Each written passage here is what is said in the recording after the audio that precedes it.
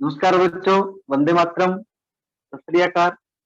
माता कृष्णावंती महाविद्यालय की जूम मीटिंग और यूट्यूब चैनल के माध्यम से बीए प्रथम वर्ष की कक्षाएं आपके सामने लगातार आ रही हैं। आज अपना विषय है पर्यावरण प्रबंधन। देखो बच्चों, अपना प्रथम पेपर भौतिक भूगोल पूरा कंप्लीट हो चुका है, पूर्ण हो चुका है। उसके सारे जितने भी पांचों यूनिट में जो जो टॉपिक हैं वो सभी हमने करवाए हैं। कुछ कक्षाओं में हुए हैं ऑफलाइन, कुछ यूट्यूब के माध्यम से आए हैं और कुछ जूम मीटिंग और यूट्यूब दोनों के माध्यम से मिले हैं आपको। पर्यावरण प्रबंधन सेकंड पेपर जो है अपना, वो है संसाधन और पर्यावरण, रिसोर्सेस एंड एनवायरनमेंट। उसके अपने काफी सारे टॉपिक जो थे वो कर चुके हैं, कुछ पहले कर चुके हैं, कुछ ऑफलाइन कक्षाओं में कर चुके हैं और इन दोनों पेपरों के नोट्स आपको दे दिए गए हैं। आप उन नोट्स की फोटोकॉपी करवा करके जिनके पास में, जिन बच्चों ने पांच छह बच्चों ने लिए थे, मेरे उतनी ही कॉपी थी मेरे पास में और वो मैंने उनको कहा था कि फोटोकॉपी करवा लेना। तो आप उन बच्चों से संपर्क करके और फोटोकॉपी करवा करके आप अपने पास में रख लीजिए और पढ़िए। पर्यावरण प्रबंधन के बारे में भी हमने चर्चाएं की कि पर्यावरण प्रबंधन है क्या। पहली बात यह है कि आज आधुनिक समय में अत्यधिक जनसंख्या बढ़ रही है। अत्यधिक आधुनिकता का हवाला देकर के हमने बहुत सारे उद्योग लगाए हैं, फैक्ट्रियां लगाई हैं, बहुत सारे यातायात के साधन संचालित किए हैं जिनमें रेल और सड़क परिवहन मुख्य रूप से हैं। उनके कारण हमारे पर्यावरण को क्षति हुई है, पर्यावरण को हानि हुई है।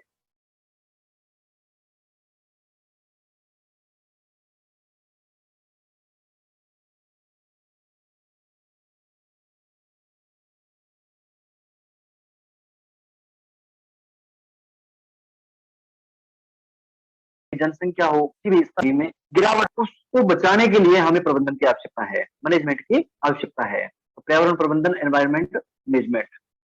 अब इसके अंदर है क्या कि इस पर्यावरण प्रबंधन के अंदर हम वन प्रबंधन के बारे में पढ़ेंगे, जीव प्रबंधन के बारे में पढ़ेंगे, मृदा प्रबंधन के बारे में पढ़ेंगे। इन सब बातों के ऊपर हमने कक्षा के अंदर भरपूर चर्चा की है आप सभी के सामने। अब मुख्य मुख्य बातें ये है कि मैं एक बार दोबारा थोड़ा थोड़ा दोहरा रहा हूँ, बाकी ये टॉपिक अपने हुए हैं और इसमें एक टॉपिक बचा है पर्यावरण शिक्षा कि पर्यावरण शिक्षा क्यों अनिवार्य है। इस विषय के ऊपर भी हमने, जो मैं तीनों टॉपिक आपको बता रहा हूँ, इन तीनों टॉपिक के ऊपर हमारी पहले चर्चा हो चुकी है कक्षा के अंदर और हमने विस्तार पूर्वक इसका अध्ययन किया था और आप सबको ये मैंने सब भी दिलवाई थी कक्षा के अंदर कि जितने बच्चे आते हैं, अगर हम प्रति वर्ष एक विद्यार्थी अगर साल में 4 वृक्ष लगाता है तो वो वर्ष के अंदर कितने पेड़ लगा देगा? 4 चौका 16 पेड़। तो एक विद्यार्थी इतने लगाता है तो अपने पास में 40 की संख्या है तो कितने पेड़ लग गए? और प्रत्येक स्कूल, प्रत्येक कॉलेज में और प्रत्येक कक्षा के विद्यार्थी अगर ऐसा सोचना लग जाए तो कितने ज्यादा पेड़ लग जाएंगे? एक एक व्यक्ति के 4 पेड़ से 40 विद्यार्थी हैं अपने पास में तो 4 चौका 16, 160 पेड़ लगते हैं साल में। इसी प्रकार से पानी को बचाने के लिए हमने अगर रोजाना अपने प्रतिदिन 4 लीटर पानी भी अगर एक व्यक्ति बचाता है तो भी 40 व्यक्तियों के माध्यम से 160 लीटर पानी बचता है ना ऐसा। तो ये बातें हमने बताई थी आपको। और भूमि प्रबंधन के अंदर जैसे आज जैविक खाद का प्रयोग है, पेस्टिसाइड और रासायनिक और उर्वरकों को छोड़ करके जैविक खाद का उपयोग करने लग गए, जैविक कीटनाशकों का उपयोग करने लग गए। इस प्रकार से हम पर्यावरण को बचा सकते हैं, वन्य जीवों को बचा सकते हैं, पेड़ पौधों को बचा सकते हैं, वनों का संरक्षण कर सकते हैं कि विकास कार्य रुके नहीं और उन्नति उतनी ही बरोबर चलती रहे और हम सजग हो जाएं। यही पर्यावरण शिक्षा थी। पर्यावरण शिक्षा के बारे में हमने विस्तार पूर्वक चर्चा की और एक अपना विषय था भूमंडलीय तापन, भूमंडलीय उष्मीकरण, ग्लोबल वार्मिंग, जिसमें ग्रीन हाउस इफेक्ट का मैंने उदाहरण देकर के, बस का और कार का उदाहरण देकर के आपको विस्तार पूर्वक समझाया था। तो ये बातें हमारी कक्षाओं में हो चुकी हैं। अब सामान्यतः क्योंकि आपसे हमारा आपसी मेलजोल बना रहे और हम आपसे जुड़े रहें और आपसे वार्तालाप होती रहे, इस कारण से विद्यार्थियों हमने ये व्यवस्था दी है। इसलिए मैं इन टॉपिक के ऊपर विस्तार से थोड़ी-थोड़ी चर्चा करूँगा संक्षेप में। तो पर्यावरण प्रबंधन समझ गए, जब किसी चीज़ में अंधाधुंध जैसे कटाई हो रही है या अंधाधुंध दोहन हो रहा है चीज़ों का या जनसंख्या बढ़ने के कारण हम लगातार कृषि भूमि के प्रयोग में ले रहे हैं और उसमें रासायनिक और कीटनाशकों का और उर्वरकों का प्रयोग कर रहे हैं। तो इससे जो वन्य जीव, वन और संसाधनों को और मिट्टी को जो क्षति हुई, जो भयावह स्थिति पैदा हुई, उसका प्रबंधन करने की आवश्यकता है, ताकि आने वाले पीढ़ियों तक और आने वाले युगों तक हमें ऐसी प्रकृति का प्राकृतिक वातावरण, पर्यावरण हमें मिलता रहे, शुद्ध और साफ पर्यावरण। उसके लिए हमें प्रबंधन की आवश्यकता है। तो इसमें डेनिस मिडोज ने 1971 में एक परिभाषा दी। उन्होंने कहा कि पर्यावरण प्रबंधन की संकल्पना सामान्यतः पर्यावरण प्रतिरूपों से संबंधित होती है। पर्यावरण प्रबंधन की संकल्पना सामान्यतया पर्यावरण प्रतिरूपों से संबंधित होती हैं। यह सुनिश्चित करता है कि पूंजी वार्षिक कृषि निवेश तथा भूमि विकास में वृद्धि के साथ खाद्य पदार्थों की आपूर्ति में भी वृद्धि होगी, परंतु पर्यावरण प्रबंधन का प्रतिरूप इन कारकों की सीमितताओं, आने वाली चुनौतियों तथा समस्याओं से निपटने के लिए नीतियों को भी सम्मिलित करता है। ये बात डेनिस मिडोज ने कही। डी थॉमसन कहते हैं पर्यावरण प्रबंधन एक तंत्र होता है जो पर्यावरण एवं संसाधन के संरक्षण की समस्याओं का पूर्वानुमान, पहले से आकलन करके पूर्वानुमान करके उनसे बचाव करता है या उनका समाधान करता है। ये बात डी थॉमसन कहते हैं। इसी में सीजे बेरो 2005 के अंदर, डी थॉमसन ने 2002 के अंदर और सीजे बेरो 2005 के अंदर अपनी बात रखते हैं कि पर्यावरण प्रबंधन का संबंध प्रकृति को न्यूनतम क्षति पहुंचाने, पोषणीय आधार पर मनुष्य की आवश्यकताओं एवं मांगों को पूरा करने का उनमें सुधार से है। जो बात मैंने आपको कही कि पर्यावरण प्रबंधन का मतलब है कि हम विकास कार्य रुके नहीं, उन्नति का कार्य रुके नहीं और प्रकृति को हम क्षति ना पहुंचाएं। जो हमारे प्राकृतिक संसाधन हैं उनको हम क्षति ना पहुंचाएं, उनको बिना नुकसान पहुंचाए हम उन्नति के द्वार चरम सीमा तक पहुंचे और पर्यावरण को साफ सुथरा रखें। यही पर्यावरण प्रबंधन का मेन उद्देश्य है। तो पर्यावरण प्रबंधन के पक्ष के जो कुछ बातें हैं वो ये है कि नंबर 1, इससे क्या फर्क होता है, पर्यावरण प्रबंधन से क्या प्रभाव पड़ेगा, इसके पक्ष में क्या क्या हम तर्क दे सकते हैं कि इनसे ये इफेक्ट पड़ेंगे या ये प्रभाव पड़ेंगे, इससे ये बचाव होगा। सबसे पहले ये कि पर्यावरण बोध का मतलब पर्यावरण का ज्ञान होगा हमें, जब हम पर्यावरण प्रबंधन की बात करेंगे तो, और पर्यावरण से संबंधित चेतना जागृत होगी जनमानस के अंदर। दूसरी बात है पर्यावरण शिक्षा और प्रशिक्षण के कार्यक्रम चलेंगे। पर्यावरण शिक्षा अनिवार्य रूप से जुड़ेगी हमारे अध्ययन कार्य में और इससे संबंधित प्रशिक्षण के, जैसे आजकल वेबिनार वगैरह चल रहे हैं, इससे संबंधित जो प्रशिक्षण कार्य चलेंगे वो बहुआयाम रूप में चलेंगे। संसाधन प्रबंधन होगा, संसाधनों को हम बचा सकेंगे। कुछ ऐसे दुर्लभ संसाधन है जो बहुत मुश्किल से और बहुत सीमित मात्रा में है, उन संसाधनों को हम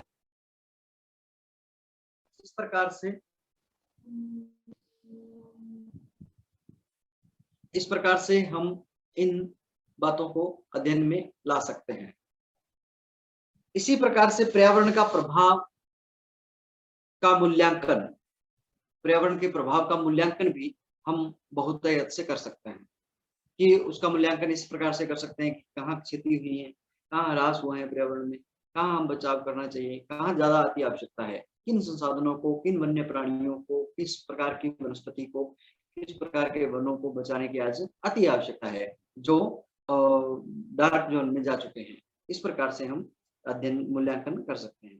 पर्यावरण अवनयन एवं प्रदूषण नियंत्रण, जो पर्यावरण का अवनयन, जो अवकर्षण, जो पर्यावरण का वास्तविक स्वरूप है वो आज नष्ट हो रहा है। पर्यावरण बहुत ज्यादा विषैला हो रहा है, जिससे आने वाले समय में हमारा जीना दुर्लभ हो सकता है। तो इस प्रकार से उस जो प्रदूषण की स्थिति चल रही है उसके ऊपर हम किस प्रकार से नियंत्रण कर सकते हैं, इस पर विचार कर सकते हैं, किस प्रकार से हम उनको रोक सकते हैं। तो इसके बाद में जैसे मान लो पर्यावरण से संबंधित ये कुछ थे कि पर्यावरण बोध और चेतना, पर्यावरण शिक्षा और प्रशिक्षण, संसाधन प्रबंधन, पर्यावरण प्रभाव का मूल्यांकन और पर्यावरण अवनयन एवं प्रदूषण नियंत्रण के कार्य हम लोग अच्छे से कर सकते हैं।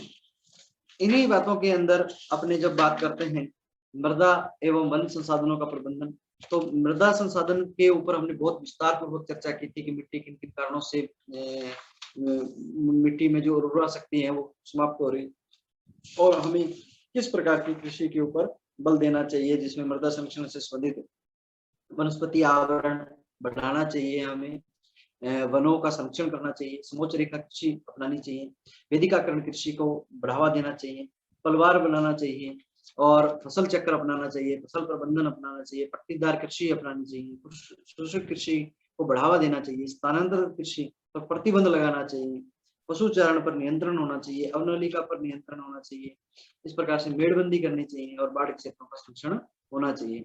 इसी प्रकार वन संसाधनों के प्रबंधन की बात आई थी, तब हमने बताया था कि वनों को हरा सोना कहते हैं। क्या कहते हैं?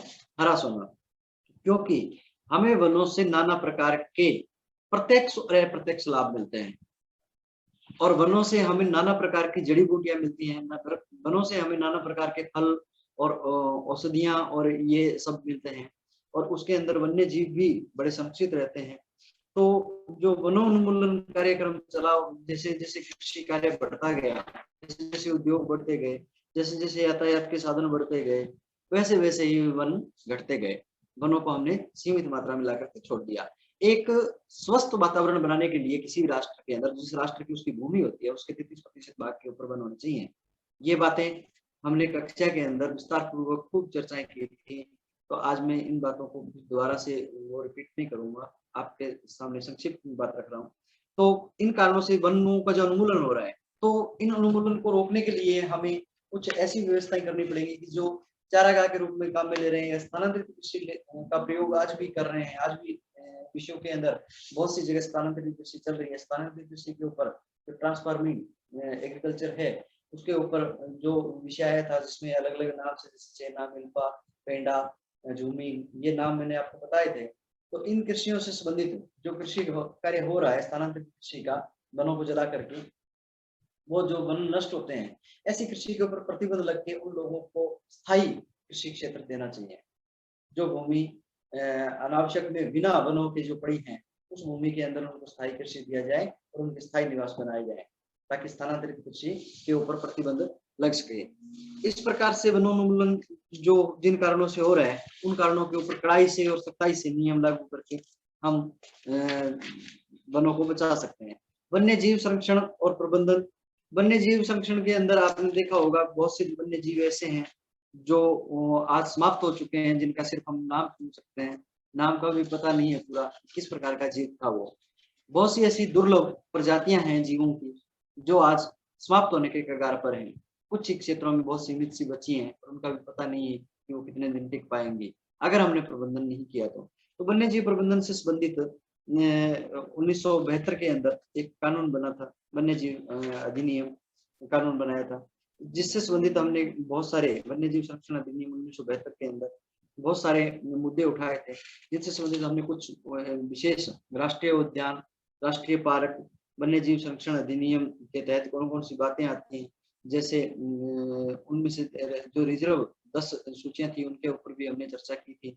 जैसे नीलगिरी, भारत का जो प्रथम नीलगिरी है, नंदा देवी है, मन्नार की खाड़ी है, सुंदरबन, नोकरेक, सिमलीपाल, पंचमढ़ी, अचन कमार, अंडमान निकोबार और अगस्त मलाई 2016 के अंदर जो नवीन है। इन आंकड़ों के ऊपर भी हमने चर्चाएं की थी। ये जो चीजें बची हुई, बाघ परियोजनाओं के बारे में हमने विस्तार पूर्वक बात की थी। तो इस प्रकार से इनकी बहुत सारी योजनाएं और बहुत सारी परियोजनाएं जो चल रही हैं, इनके ऊपर हमने विस्तार पूर्वक पहले चर्चा कर चुके हैं और इनको आपको पढ़ने की जरूरत है। ये आपकी सविंदर सिंह की ईश्वरी जो संसाधन और पर्यावरण, जो बीसी जाट और गुर्जर साहब की, डॉक्टर बीसी जाट और डॉक्टर राम कुमार गुर्जर जी की जो पुस्तक है संसाधन और पर्यावरण, उसके 314 नंबर पेज से लेकर के आगे तक आज में काफी कुछ विस्तार से दिया हुआ है, जिनके ऊपर हमने पहले पूर्व में चर्चा की और नोट्स दिए हैं आप लोगों को। तो उनसे संबंधित ये जो वन प्रबंधन है, वन्य जीव प्रबंधन है, मृदा प्रबंधन है, पर्यावरण का संरक्षण है, इन बातों के ऊपर गहराई से हमने विस्तार पूर्वक चर्चा की और हमने ये संकल्प लिया कि हम पर्यावरण संरक्षण के अंदर अति योगदान देंगे, हम जल संरक्षण के अंदर अपना महत्वपूर्ण योगदान देंगे, वृक्ष लगाएंगे, वनों को बढ़ाएंगे और प्रत्येक विद्यार्थी 4 वृक्ष वर्ष के अंदर लगाएगा। 4 वृक्ष कोई ज्यादा नहीं है, 3 महीने में 1 पेड़ लगाना है। तो आप उस पेड़ को लगाओ ही मत, उस पेड़ की सुरक्षा करो। उस पेड़ को लगाने का मतलब नहीं है यूं तो मैं लगाने में 1 दिन में 100 पेड़ लगा सकता हूँ, लेकिन उनका कोई औचित्य है क्या? मैं वाई ले सकता हूँ, मैं यूट्यूब पे, फेसबुक पे, इन पे अपनी बातें भेजूंगा कि मैंने 100 पेड़ लगाए, लेकिन मैं उससे कोई आदर्श बना क्या? वो 100 पेड़ 4 दिन बाद में, 10 दिन बाद में, महीने बाद में मिलेंगे ही नहीं।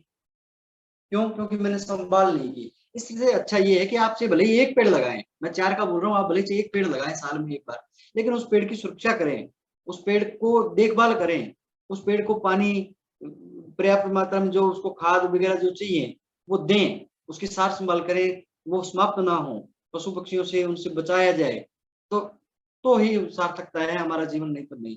तो हमें ऐसे दृढ़ संकल्प लेकर के हमें संबंधित कार्य करने हैं और हमें पर्यावरण का संरक्षण करना है और पर्यावरण का प्रबंधन करना है और पर्यावरण से संबंधित जन जागृति लानी है और हमें पर्यावरण, जो वन्य जीव हैं उनका संरक्षण करना है और उनको बचाना है, उनकी प्रजातियां जो दुर्लभ होती हैं उनको भी बचाने का प्रयास करना है और हमें बहुतायत से हमारे केंद्र सरकार और राज्य सरकार का योगदान करना है। वर्तमान में आप घरों में रहें, सेफ रहें, सुरक्षित रहें, इसी के साथ में धन्यवाद। जय हिंद।